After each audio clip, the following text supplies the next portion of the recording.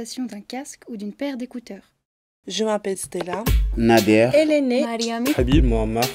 et je viens de Perdi, un petit village du Soudan. et je viens de Shkodër en Albanie. d'Abgaouye au Tchad. Aprazeti, Tbilissi en Géorgie. Je m'appelle Hossein, je viens de Kaboul en Afghanistan. Partage de culture, un podcast qui donne la parole aux jeunes réfugiés. Tous venus d'ailleurs, ils habitent désormais à Clermont-Ferrand. À travers cette série de portraits, ils témoignent, partagent et racontent d'où ils viennent. Parce que mieux comprendre comment c'était là-bas, c'est aussi mieux pouvoir les accueillir ici.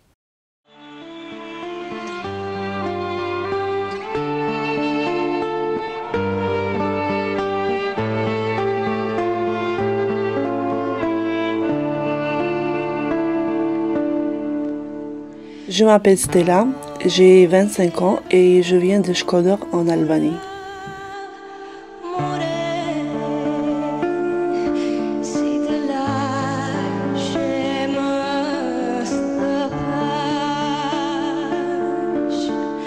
Mon prénom signifie étoile et il a été choisi par mes parents sur conseil de mon oncle qui a habité en Italie.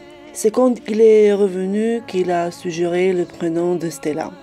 Pour le choix des prénoms de manière générale, avant on donnait beaucoup de prénoms des grands-parents ou de la famille, voire des prénoms religieux. Et aujourd'hui, les choses ont un peu changé. On ne choisit plus un prénom pour sa beauté, il est donné de manière symbolique. Par exemple, les parents font un mélange avec les lettres de leurs deux prénoms et ça crée un prénom pour leur bébé.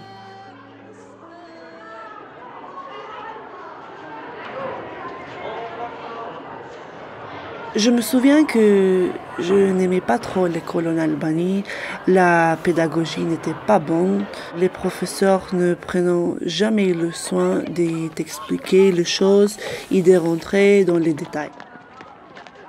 Les journées à l'école débutaient à 8h et se terminaient à 13h. Le restant de la journée pour les écolières, collégiens et lycéens est destiné à passer du temps avec la famille, jouer avec ses amis et faire ses devoirs.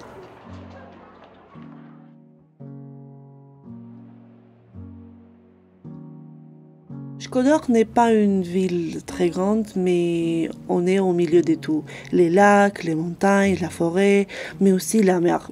Nous avons même plein de châteaux. Quand j'étais en Albanie, je vivais dans une maison seule. Ma maison était à côté du centre-ville, j'avais une petite cour et un petit jardin juste devant.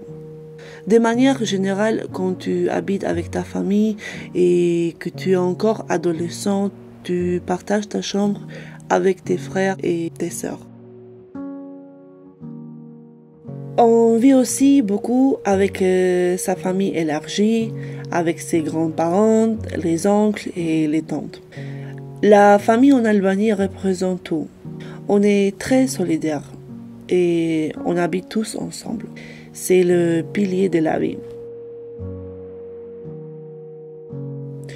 Une famille typique en Albanie, c'est le couple, les enfants et les parents du père de famille.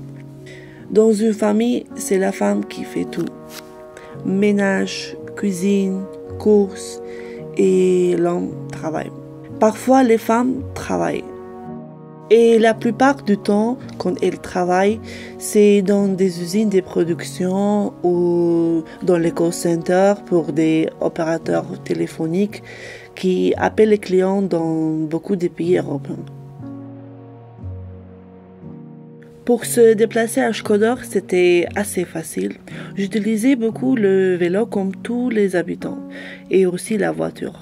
Pour les transports en commun, c'était bien plus compliqué.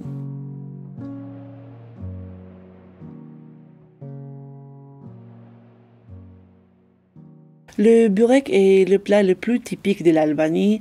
Il est fait à base de pâte à pizza très fine que l'on roule et on va fourrer l'intérieur avec des épinards ou de la viande. On prend toujours le repas en famille. Dans la grande majorité des cas, c'est les femmes qui cuisinent. La mère apprend très rapidement à sa fille de cuisiner. Ce qui est bien aussi en Albanie, c'est le fait que tout le monde se connaisse et qu'on soit très proche de nos voisins qui habitent dans le même immeuble ou dans le même quartier. Par exemple, dès que les figues et les raisins commencent à pousser, on en apporte chez les voisins et ils nous invitent à dîner chez eux.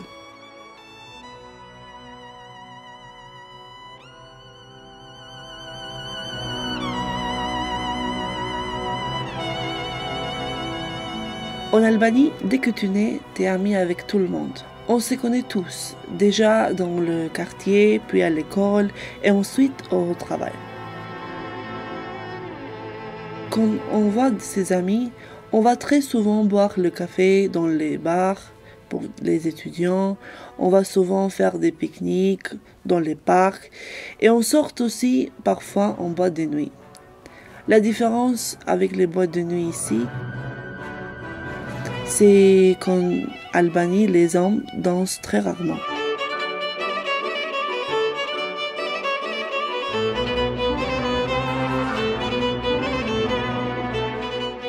Le projet Partage de culture a été financé dans le cadre du contrat territorial d'accueil et d'intégration des réfugiés.